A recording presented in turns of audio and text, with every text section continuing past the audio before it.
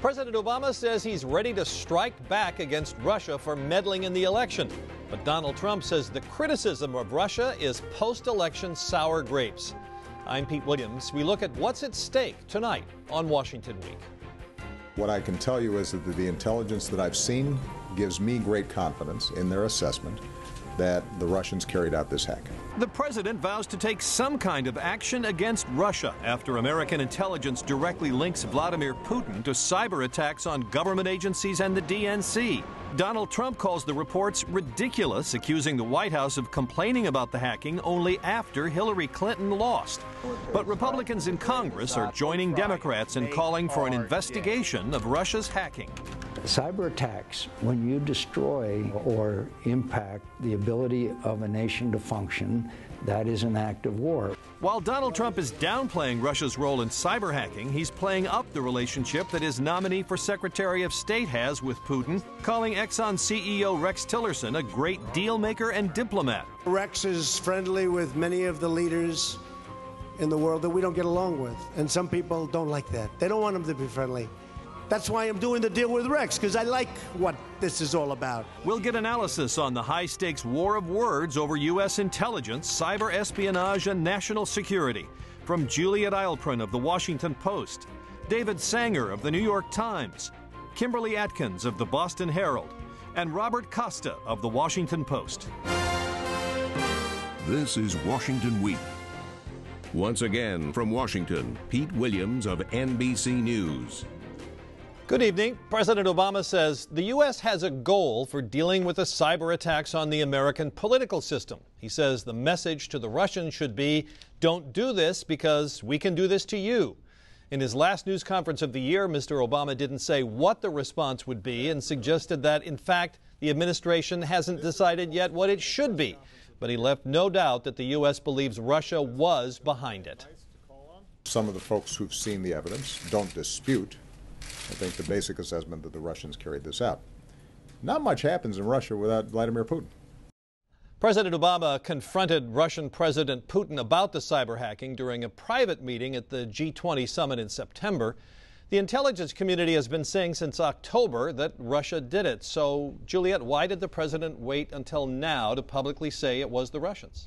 Well, he really was worried about the perception that he would have been seen as trying to influence the election in Hillary Clinton's favor if he had come out more explicitly. That's one of the reasons he gave. Also, White House officials were very worried that by calling Putin out, it could undermine both people's confidence in the electoral system here before going to vote, as well as the fact of potentially invite a more damaging attack on our ability to cast ballots. So, David, the election is over now. Why hasn't the president taken some step if he's known about this for so long?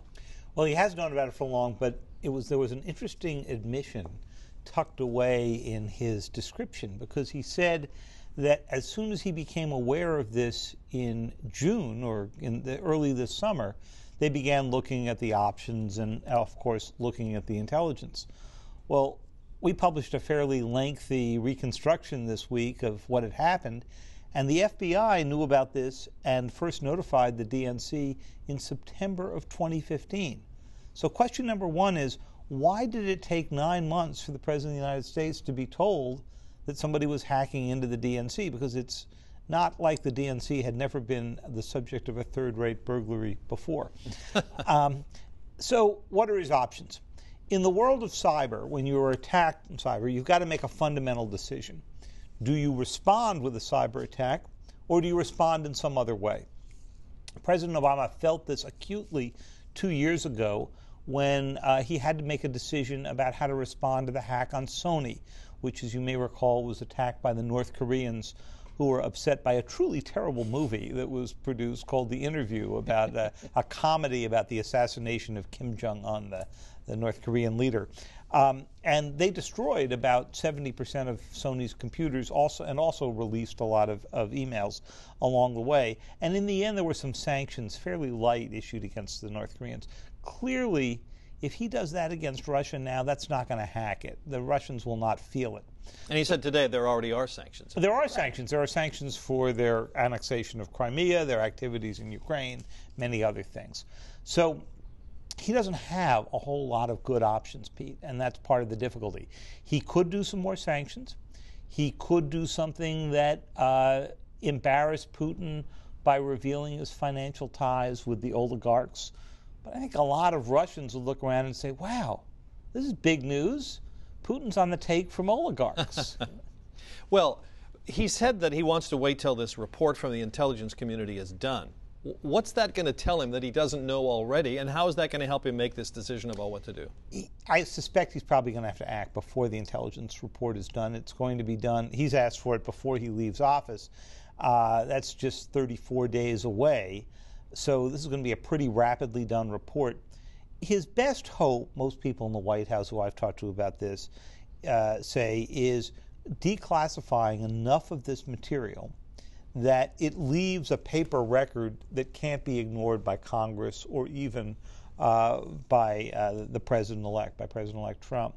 The second is that it might create a commission that would begin to look at how we missed so many signals. This was a pretty big failure of intelligence.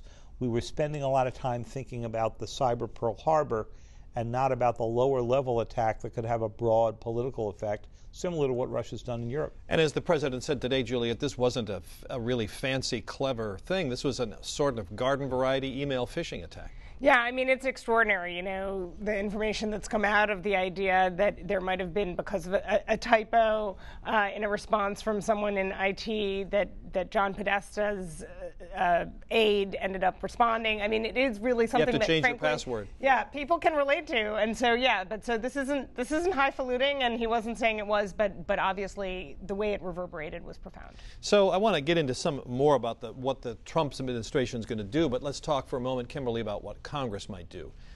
Mr. Trump has been somewhat reluctant to buy into the Intelligence Committee's assessment, but there are both Republicans and Democrats on the Hill saying they want to investigate this. So are we headed for something of a showdown between the incoming president and his party that controls Congress? I mean, we might be. I mean, it's clear that Congress is going to move forward on this pretty unified effort on that front. Exactly what Congress will do, there's not an agreement on. You have some people like Senator John McCain who want a commission or some sort of select commission that's going to really look at this and take a deep dive. It seems pretty clear from congressional leadership on the Republican side that they're happy just to let the intelligence committees that are already in place take a look at this. Now, Donald Trump is, as you said, really refusing to back this intelligence that's coming out. I think he sees it as a slight, and his instinct is to counterpunch against it, as well as against anybody who is supporting this. But Congress has a lot of leeway that they can go forward with this without him. Well, if you think about, Robert, about the last big commission after we were attacked, the 9/11 Commission, everybody seemed to think that was a good idea to do that.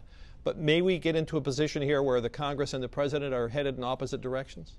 We already see the Congress moving in an opposite direction, especially in the Republican Party. There is a changing of the guard with regard to Russia. The previous fringe figures in Republican foreign policy, like Dana Rohrabacher of California, who's been very friendly to Putin, now they find themselves working hand in hand with people like General Flynn in President-elect Trump's orbit. There's a new thinking on Russia that's emerging in the GOP that's not hostile. You see it with the Secretary of State pick, Rex Tillerson, and even the House Intelligence Committee Chairman Devin Nunes. There's a limited interest in pursuing this line of investigation. There are, of course, the hawks, Senator Graham, Senator McCain, who continue to have real concern about Putin. But others in the party, they say the foe for this time, for the Trump era, is China. So, David, Juliet, help us out here a little bit. How much of Donald Trump's response to this has been sort of instinctive, you're questioning the results of the election, and has he changed his position at all on buying into what the Intelligence Committee says, or does he still fight it? He still fights it in early morning tweets, okay, but I have a funny feeling that after we're past the vote of the Electoral College next week, he's going to feel less threatened and thus may be able to go deal with this more forthrightly. What's missing here is that, you know, we tend to focus, we're Americans, we think only about an American election. Ask the Germans, they're seeing the same techniques underway for a German election that's still a year away. Ask the French, and they see many of these same techniques. Ask the Ukrainians, they've already been through this. So the question, the fundamental question that President Trump and his team and Rex Tillerson, assuming he is confirmed, as I suspect he will be, will have to face is, how do you confront a revanchist Russia that is making its way through Europe, trying to destabilize it, trying to weaken NATO? And do you respond in the way that Republicans traditionally would have during the Cold War, or do you basically begin to back off from our allies? And that's a very big fundamental decision about the relationship between the United States and Europe that is completely connected to how President-elect Trump deals with Russia. Robert? I think some of the people around Trump are really important in the coming months. You pay attention to Steve Bannon, the chief strategist, not a foreign policy expert, but he has connected Trump with this global populism. He is not always, Bannon doesn't talk to Trump about Western Europe as being some key ally with NATO, and then with General Flynn, who's been friendly with Putin and the Russian government in the past. You get a whole new leadership coming in.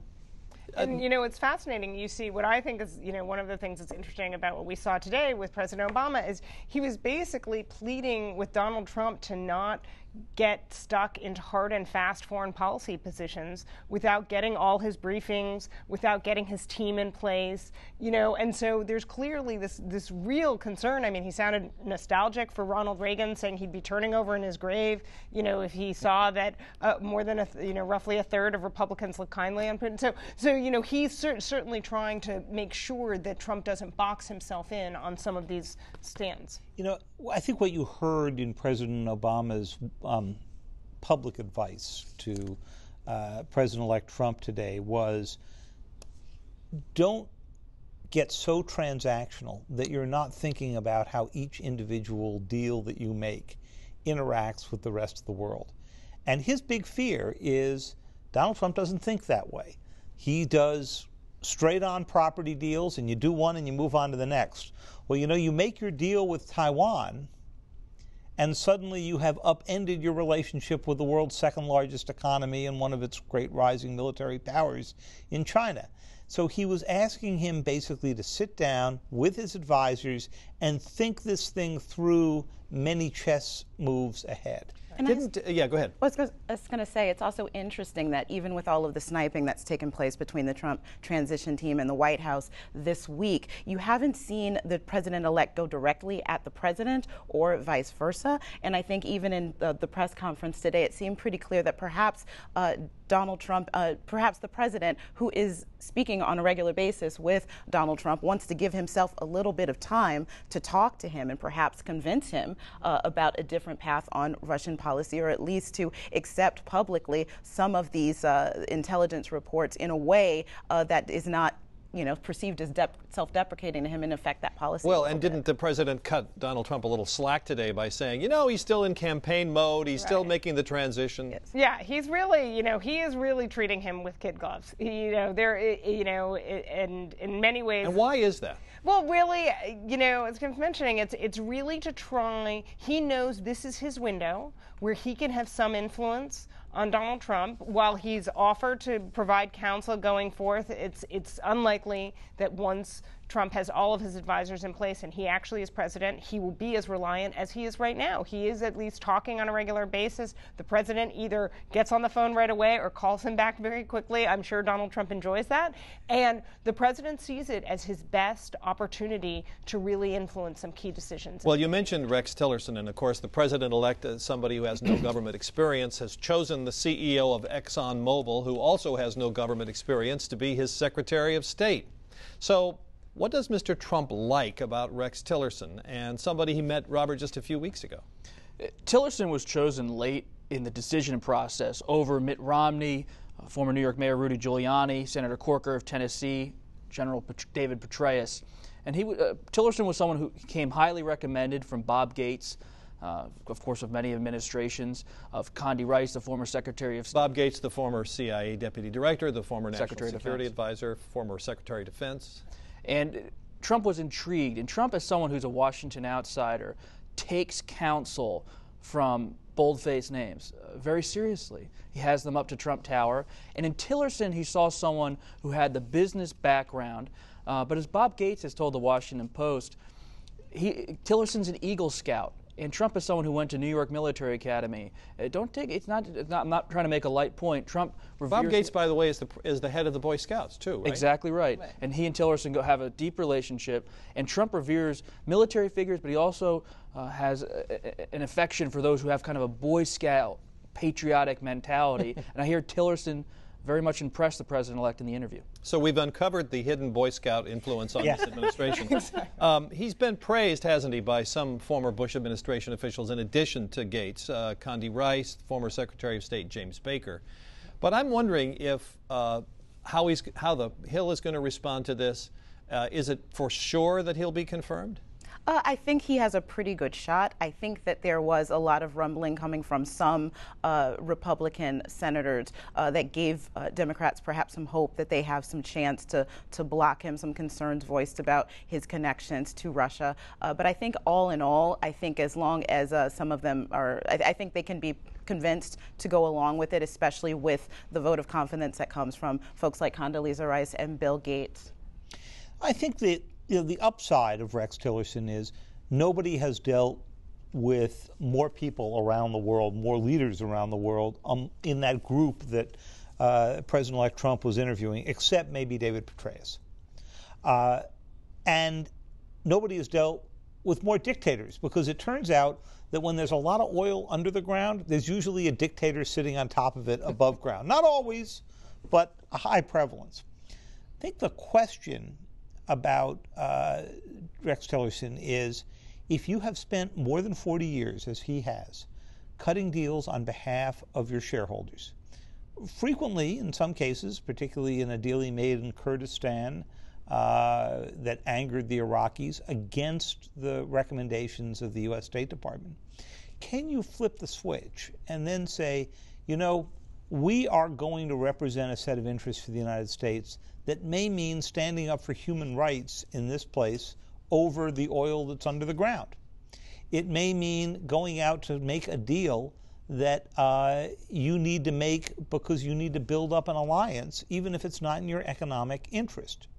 And we simply don't know yet how well he can make that shift. Well, we also don't know how well the president-elect can make that switch. That's I right. mean, the very same things can be said about him and his interests and how they will affect his business, which we still don't know as of yet exactly how he'll separate himself from. And I'm wondering for confirmation, you know, where are the Democrats in this? Because it seems to me like, you know, there's some other people on that list. Giuliani would be at the top, who they absolutely don't want in the Secretary of State position. So even though they might have some reservations about Tillerson, I would imagine that they might be more comfortable with him than some of those possible other candidates. One challenge I think Tillerson will face, if confirmed, is the same kind of challenge General Mattis will face at the Defense Department, if confirmed, is how do you influence Trump? People close to Trump tell me they're confident that Tillerson has the stature from his business experience to speak to Donald Trump as someone of Trump's generation and give him candid advice.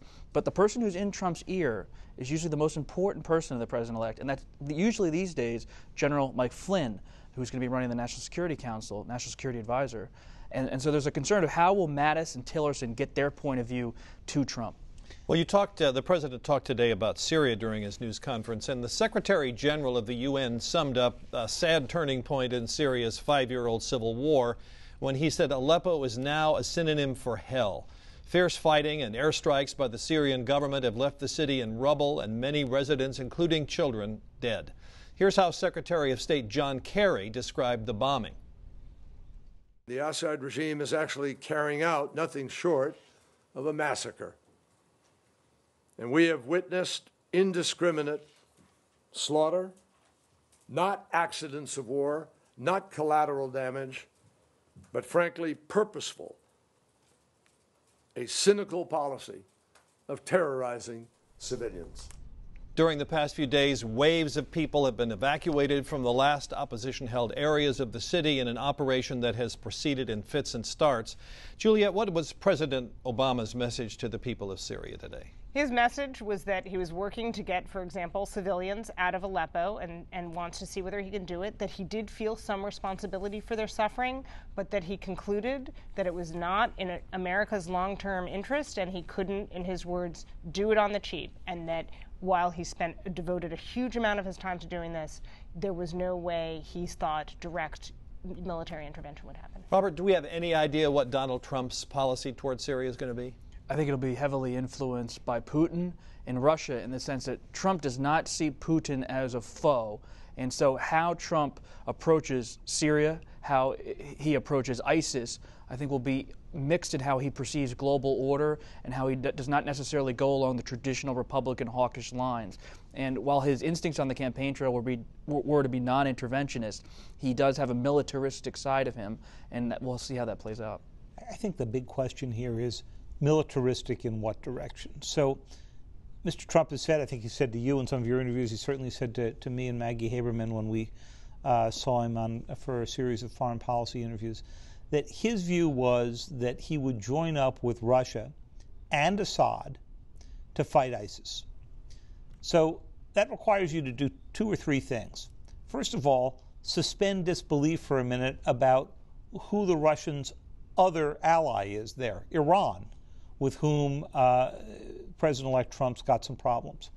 Second, it means ignoring the fact that Assad is responsible for the deaths of nearly 500,000 of his own people. And you have to come to a conclusion at some point that even if you're fighting ISIS, do you want to be seen propping up somebody of that type? And thirdly, there is no plan right now over what happens once Assad is gone, and there's no particular prospect that he'll leave anytime soon. And this is, I think, what we saw President Obama struggling with today. President Obama knows that when the history of his presidency is written, Syria will be the one big open scar. And he seemed to, Juliet, to sort of acknowledge that today. He did, and he said he couldn't admit that he's been successful, which, you know, President Obama doesn't admit to failure easily, and I think, you know, and it was also the point in his press conference where he seemed the most emotional and upset. But he sort of said, what can I do? The American people didn't want this, there were not good options, the military was tied down. He made, you know, sometimes occasionally he talks about, you know, if I were smarter, maybe I could have come up with something else. He kind of made an allusion to that. But he made it very clear that he's revisited this decision again and again. He takes it to bed at night, but he doesn't change his mind. Kimberly, very briefly, of course, when President Obama was the president, during the time this was most heavily debated, there were Republicans in Congress saying we need to do more. Are we going to hear that in the Trump administration?